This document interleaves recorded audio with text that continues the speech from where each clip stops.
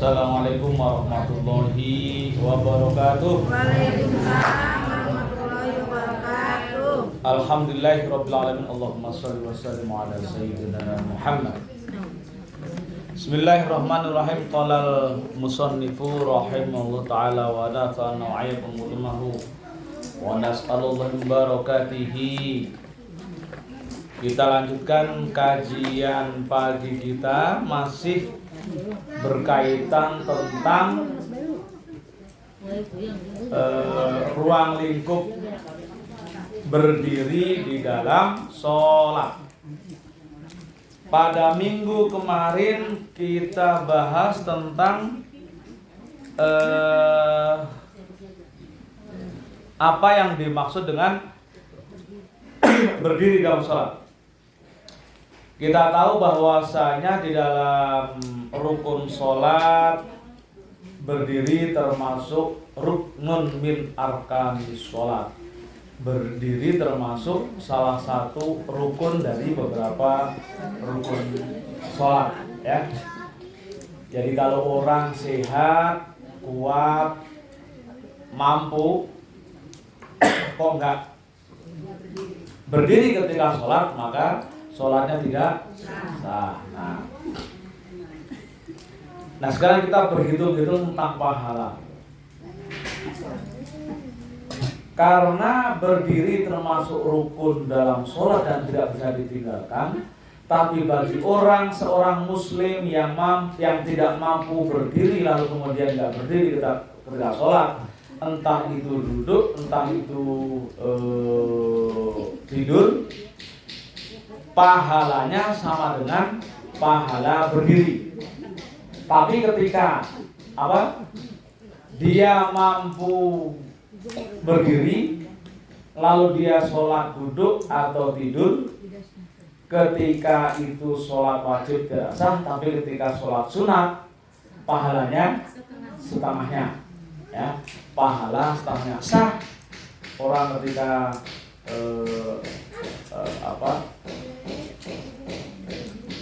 sholat sunat dengan cara duduk atau tidur.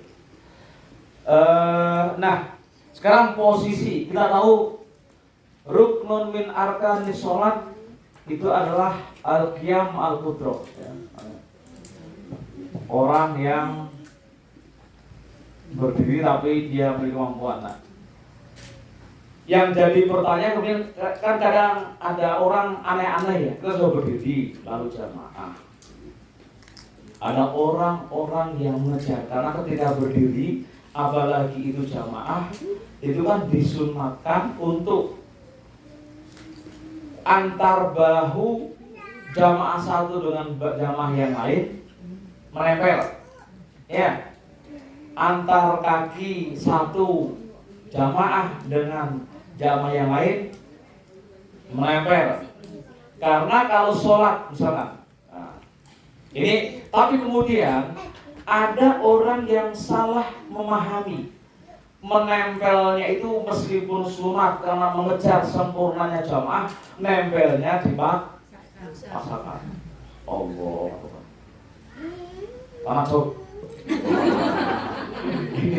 Namanya memaksakan biar nempel.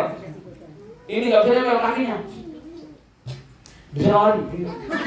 Ada yang ngerjain nanti begini, anti juga. Ada begitu kan? Sering mau berarti ini mau sholat atau berantem. Ini orang ada yang memaksakan begitu. Ingat, yang seperti itu hukumnya apa? Sunat. Orang nempel dia rapet kaki dengan yang lainnya, biar itu sunat. Jangan sampai lagi hukumnya, ya. Ada yang wajib, ada yang sunat. Dihulukan mana? Yang wajib. Jadi orang ketika sholat, Allahu Akbar, menjaga hati tak khusyuk, sholat serius, fokus, itu wajib. Tapi ngejar nempel kaki, nempel bahu, apa namanya ini? Apa sih namanya ini? Bahu, ya? Bahu sini ya?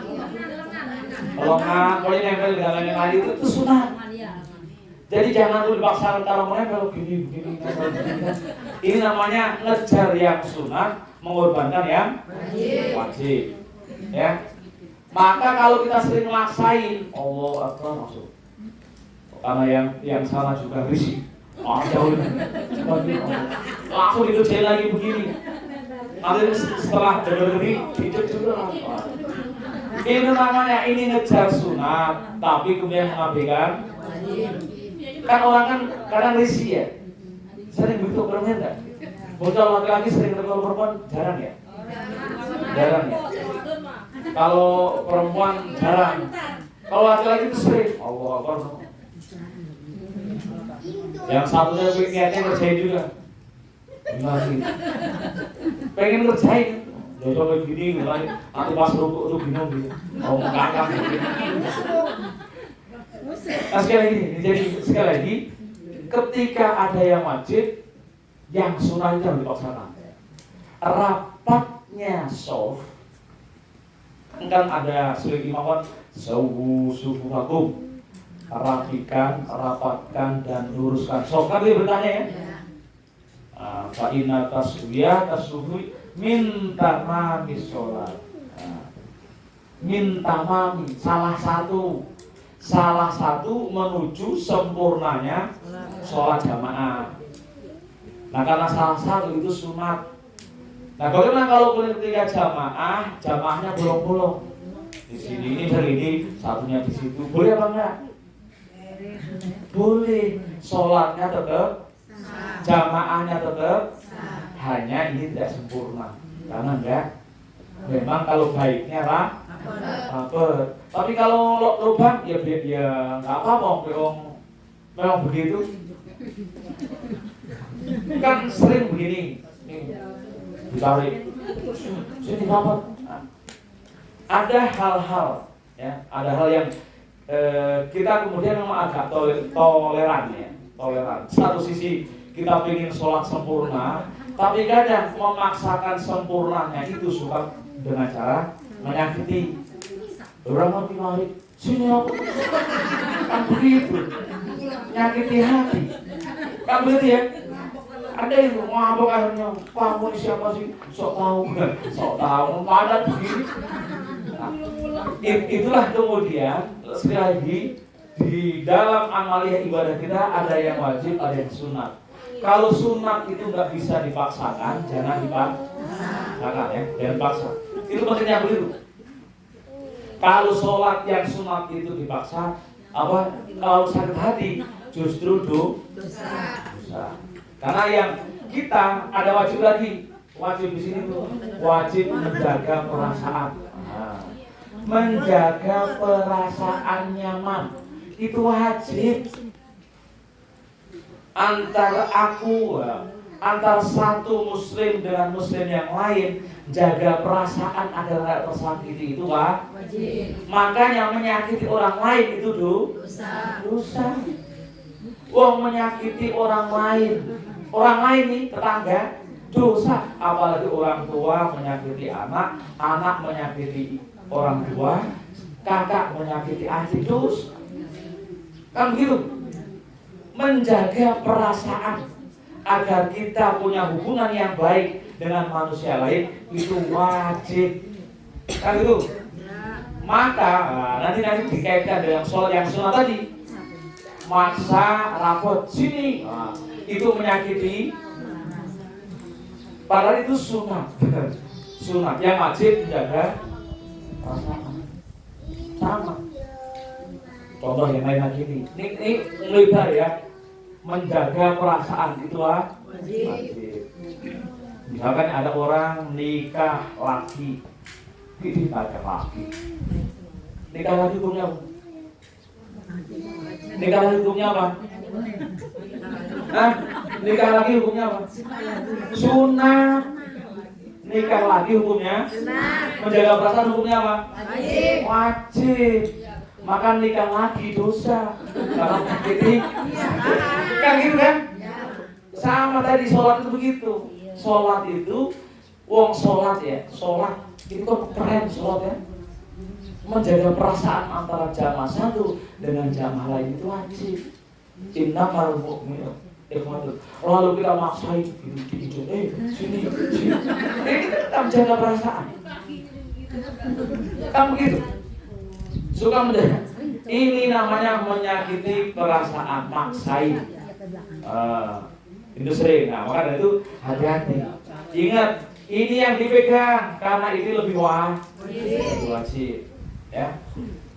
Jangan sampai nih ibu-ibu nikah lagi menyakiti suami.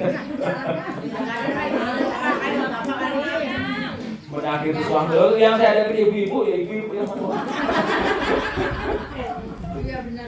jadi ini intinya ya, cluenya ini menjaga ini biar hubungan antar manusia bahkan di dalam sholat pun diperhatikan. Jangan sampai ketika sholat itu kita melakukan aktivitas menyakiti orang lain.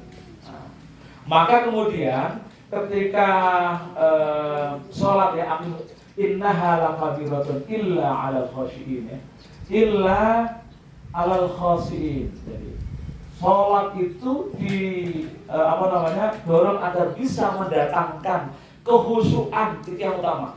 Menghadirkan Allah sampai kalau bahasa tasawufnya itu menghadirkan Allah dekat dengan kita, lalu kita seolah berhadapan, kita diawasi, lalu kita khusyuk.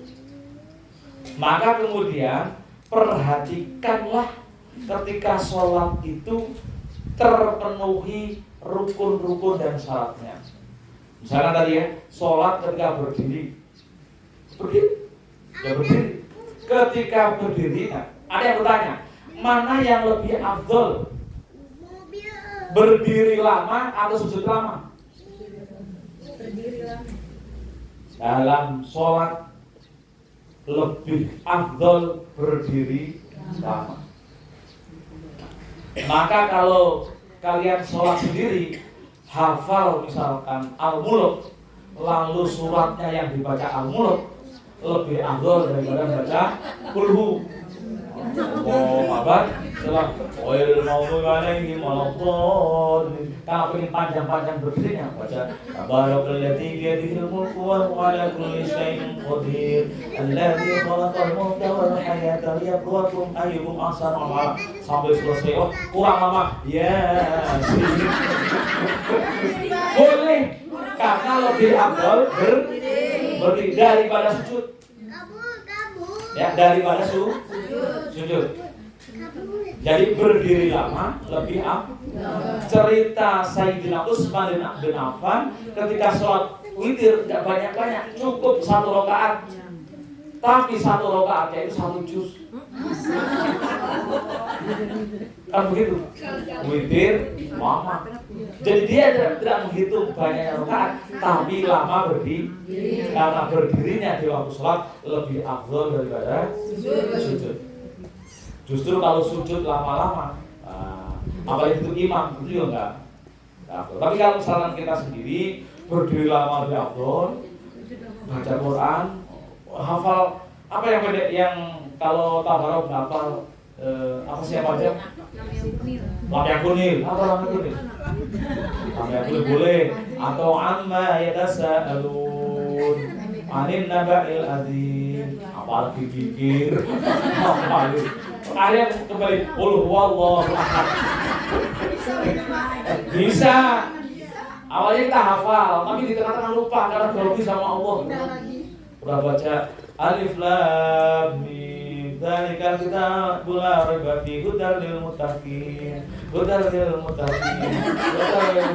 Bismillahirrahmanirrahim. Qul huwallahu ahad. Boleh begitu, enggak apa-apa. Awalnya kita pengen berdiri lama, tapi karena lupa. Karena kalau misalkan kita lupa ya, lalu kita kepikiran malah rusak. Hudal lil muttaqin. Apa ya? Rusak, udah langsung sambar yang lain aja yang apa? Ya. Mau baca misalkan ayat kursi, Ayat kursi kan lumayan ya. Allah la ilaha illa huwal hayyul qayyum la ta'khudhuhu sinatun wa la nawm lahu ma fis samawati wa ma fil ardh man dhal ladzi yashfa'u 'indahu illa bi idhnihi qul huwallahu ahad. Kan sering begitu kan. Kalau pas biasa apal, giliran sholat lupa. Biasa itu, makanya langsung sabar biar nggak banyak kepikiran. Karena sekali kosong setan masuk.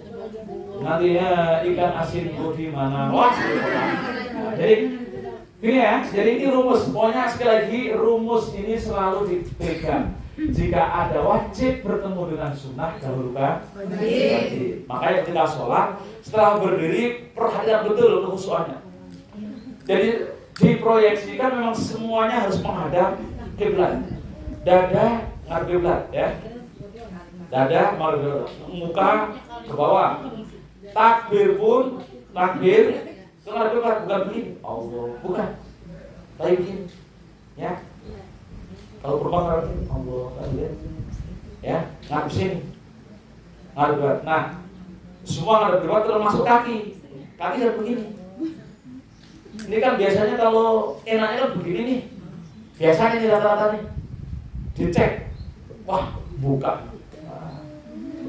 Jempol luruskan menghadap kiblat. Jadi ini sunat ya. Ini sunat. Ya kalau begini juga enggak batal.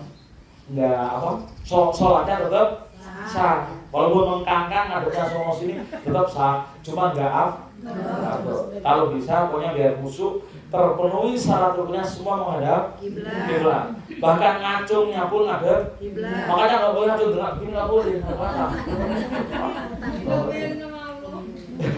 Ini juga jempol, itu juga ngadep kiblat. Jempol ini bukan begini, itu ngadep kiblat. Semua begitu. Maka kemudian kaki itu juga ngadep kiblat. Makanya kenapa harus diinjek ketika sujud? Ya. Kenapa dia lipat begitu? Tapi kalau sakit juga jangan dipaksakan.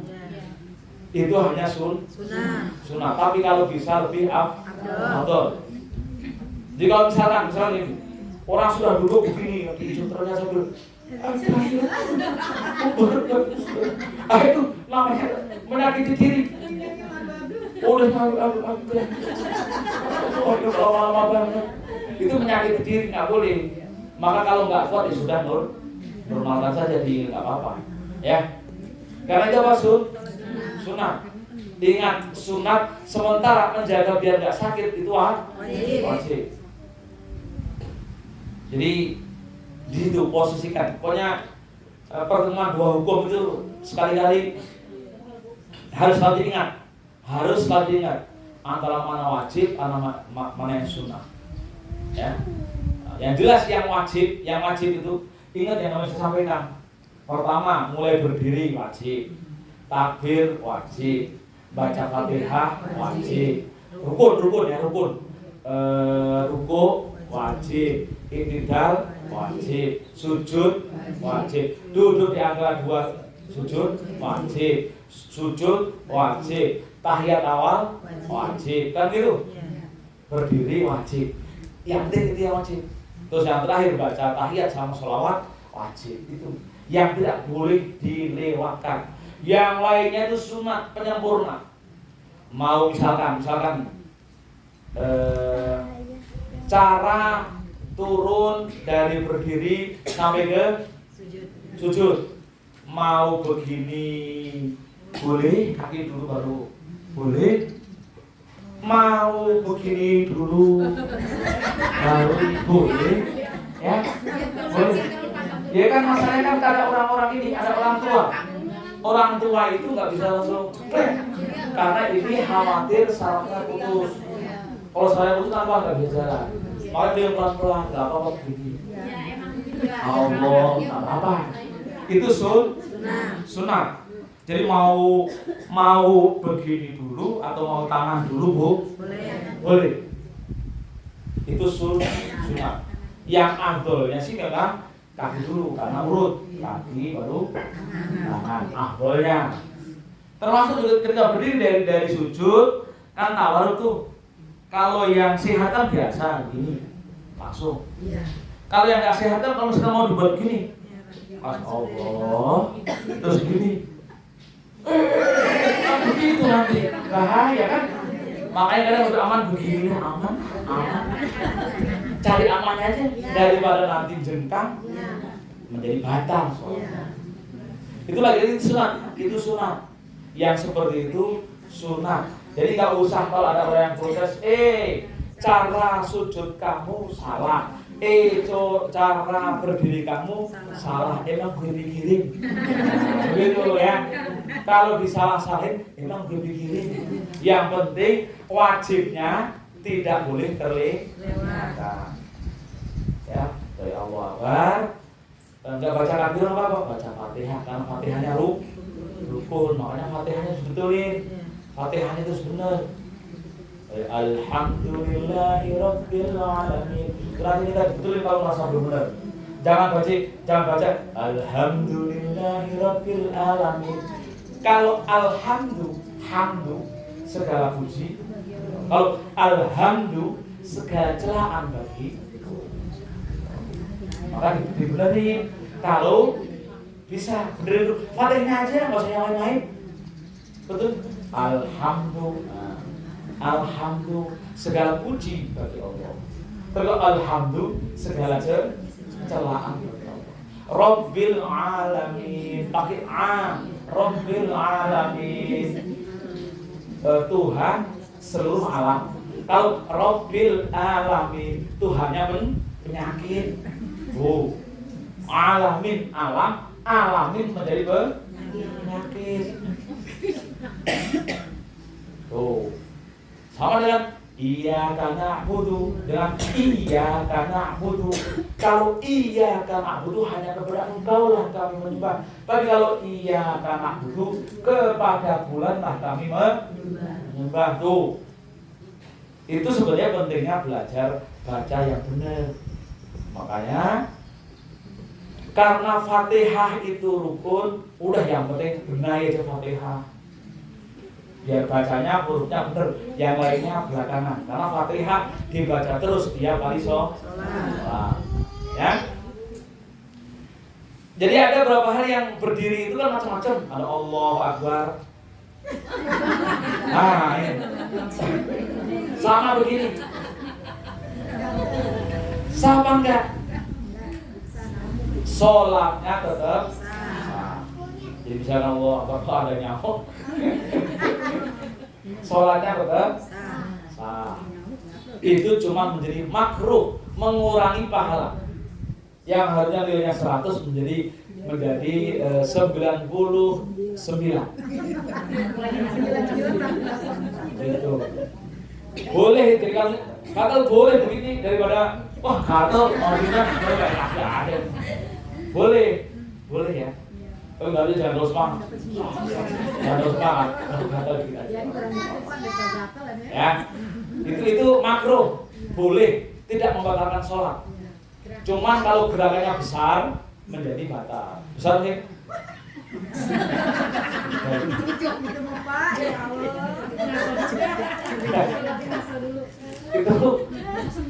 Itu gerakan besar. Kalau kecil cukup ini aja yang misalkan tahu gatalnya di di betis, kemudian dari ujungnya aja, yang kena ujungnya aja. Dia tidak gerakan besar. Gerakan besar itu satu lengan ini bergerak. Nah, ya jadi boleh itu, ya nggak apa-apa, nggak usah malu-malu. Kalau mau gatal ya baru aja. Daripada gatal kayak gatal, buat apa sih? Kan banyak begitu. Karena mempertahankan diri sok khusyuk, malah bayangin, aduh itu naik apa? Kan begitu kan? Mau semut, terus semutnya gede, mending langsung dia. Jadi di dalam berdiri itu nggak sekaku, harus tegak. Sampai ada gatal, apa nggak boleh garu-garu? Boleh. Garu-garu berpantat juga boleh. Kalau gatal kan gatal itu digarukan jadi nikmat. Ya. Tapi jangan kemudian asal gerakan besarnya juga terlihat, ya. Jadi Itu penting itu. Berdiri meskipun hanya dengan satu kaki boleh. Nah, jamaah sekalian,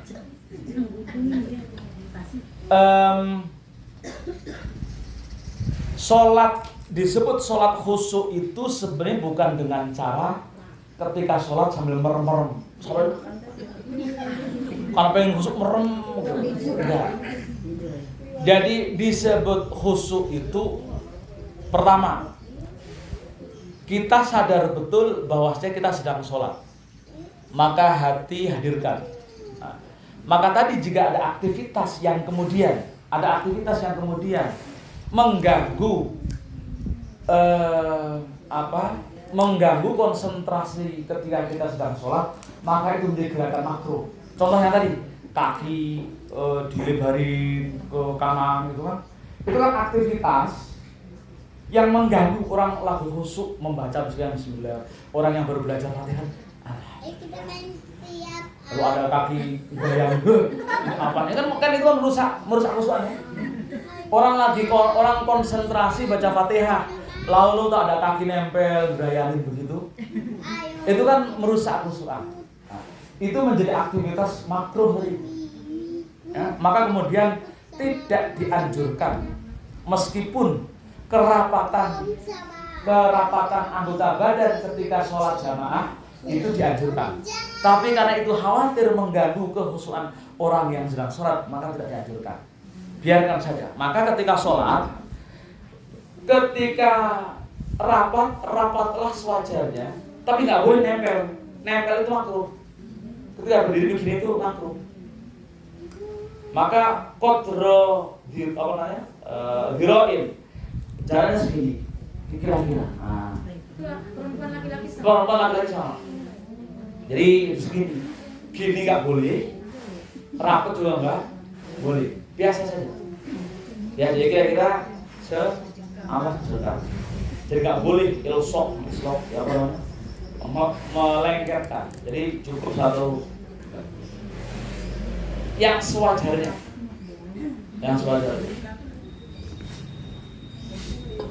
Jadi karena orang kalau sudah berdiri kokoh, dia akan aman berdiri, nggak akan jatuh, lalu dia akan bisa khusyuk. Nah, itu yang perlu diperhatikan. Lalu tadi berdiri, oke, berdiri tadi dengan diri satu sudah. Nah, setelah makan berdiri lebih sholat, lebih afdal daripada sujud. Nah, oke, selesai satu bahasan. Ya, jadi sekali lagi, rukun berdiri menjadi sebuah rukun, nggak boleh ditinggalkan. Upayakan berdiri kita sempurna, seluruh anggota badan menghadap kiblat. Bahkan ketika jari jempol itu jangan buka, tapi jempol kaki lurus ke arah kiblat. Itu yang paling penting, sehingga kita disebut sebagai sholat berdiri dengan sempurna. Nah, kalau sholat ada kan begini. Ini satu lagi. Satu boleh sholat berdiri pada saat tadi boleh, tapi makruh. Sholat begini ya boleh. Oh, boleh. Misalkan pegel, kakinya kan nggak bisa pegel. Bismillahirrahmanirrahim. Boleh. Tapi sama makruh. Jadi kalau misalkan ada yang bilang misalkan, kakinya bayang banget. Emang gue pikirin, saya pegel kok, tapi makruh. Jadi boleh kaki satu maju ke depan itu boleh. Bismillahirrahmanirrahim. Kalau pegel kan? Itu boleh, ya. Tapi hanya makruh. Kalau kalian melihat jangan disalahkan. Wah, sholatnya lucu. Jangan disalahkan. Boleh. Yang kayak itu boleh. Karena itu termasuk sunnah. Yang jelas dia mampu berdiri. Cuman karena capek lalu bertemu pada satu kaki. Ya.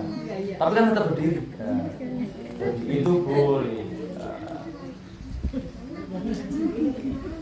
Oke, nah sampai di sini ada yang mau ditanyakan? Depan pintar semua, Pak. Hah? Apa? Depan pintar semua. Alhamdulillah. Iya. Itu pakai perbedaan antara gerakan kecil dan gerakan besar tadi. Iya. Sebentar. Tapi ini takbir ya. Di takbir itu ketika takbir ini nggak boleh nempel ya. Karena ngukur terus nempel itu nggak boleh. Itu pakai perkiraan aja. Jangan Allah nyanyi kuping sampai nyampe Allah. Nah, kalau di dalam gerakan sholat disebut gerakan kecil dan gerakan besar itu seperti apa? Jadi disebut gerakan kecil itu adalah ketika gerakannya adalah dilakukan oleh ruas tulang kecil. Kayak misalkan jari, ini gerakan kecil. Gatal misalkan di kepala, plek, kan ini gerakan kecil. Maka nggak batal kalaupun banyak. Ada gatal di apa namanya, lengan, di garuk, itu gerakan kecil. Tapi kalau itu menjadi gerakan besar, ketika gerakan tulang besar, misalkan minimal satu lengan ini itu bergerak. Misalkan nih gatal, garuk. Nah, ini sudah gerakan besar. Ini sudah gerakan batal, makanya lebih dari gerakan ini batal. Kaki tadi sama, kalau misalkan tadi garuknya kayak senam, 1, 2, itu gerakan besar. Ya, maka kalau berdiri gini, nah bagaimana agar disebut gerakan besar itu tidak berturut-turut? Misalnya ini mau gerakan besar, Allah Akbar, kaki gatal, 1, lama dulu, 2, lama dulu 3. Karena sama ketika kita jamaah itu kan ada misalkan soft depan kosong, kan kita ingin mendirikan sholat biar softnya sempurna. Ini depan kosong Pak. Itu kan kita disunatkan maju 1, berhenti dulu. Karena kalau nggak berhenti nanti menjadi lebih dari gerakan.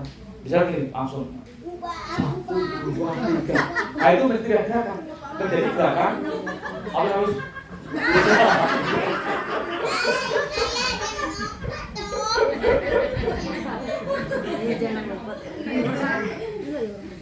itu juga boleh, tapi gerakannya apa ya? Coba baik loncat 1, karena loncatnya gini, bisa 3 lebih. Maka ketika melakukan gerakan harus berhenti sejenak. Jadi misalkan ini kan nggak mungkin langsung 1, nggak mungkin, apapun 2, karena terlalu berat.